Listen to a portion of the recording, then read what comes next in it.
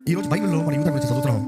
ఇవన్నీ చదివినప్పుడు మనకు హృదయం బాధేస్తుంది. కానీ ఒకసారి మనలో చూసుకుందాం, మనలో ఏమైనా యూదా ఉన్నాడా?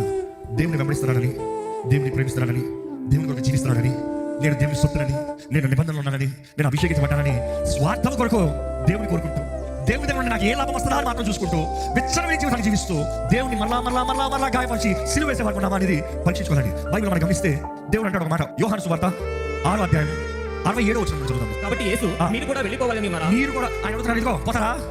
ఆ రోజు నుండి ఆయన విడిచిపోయారు. నా శరీరం తినడు వాడు, నా రక్తం త్రాగడు వాడు, నా పాత్రను కాలేరన్న అంటే ఆయన వదిలి చాలా మంది వెంబడిస్తాం అని చెప్పారట. ఇన్ఫాక్ట్ ఆ వర్షం వచ్చి బైబిల్ చదువుతారంట. బైమాట అప్పటి నుండి ఆయన శిష్యులు అనేకులు వెనక్కి తీసి మరి ఎన్నడూ ఆయన వెంబడించలేదు. కాబట్టి యేసు మధ్యలోనే విడిచిపెట్టిపోయారంట. ఆ రోజు నుండి ఇంకా ఆయనని వెంబడించలేదంట. అక్కడ అంటే పేదలు అంటారు, భగవా మేము ఎక్కడికి వెళ్తామయ్యా? నిత్య జీవము నీ దగ్గర, you have the words of life. నిన్ను విడిచి మేము ఎక్కడికి వెళ్తామయ్యా?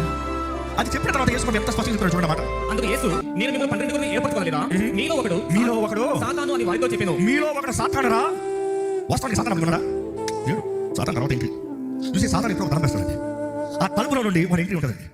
బైబిల్ చూసినప్పుడు జాన్ 15:12-15 నేను మిమ్మల్ని ప్రేమించిన ప్రకారము మీరు ఒకరు ప్రేమింపవాలనే నా ఆజ్ఞ. తన స్నేహితుల కొరకు తన ప్రాణాన్ని పెట్టువారి కంటే ఎక్కువైన ప్రేమ గలవాడు ఎవడూ లేడు. తన స్నేహితుల కంటే తన ప్రాణాన్ని పెట్టువారి కంటే ఎక్కువైన ప్రేమ కలిగిన వాడికి ఎవరు లేరు. నేను మీకు ఆజ్ఞాపించిన వాడిని చేసిన యెడల మీరు నా స్నేహితులై ఉందురు. మీరు నేను చెప్పింది మీరు చేస్తే మీరు నా స్నేహితులు అయ్యారు.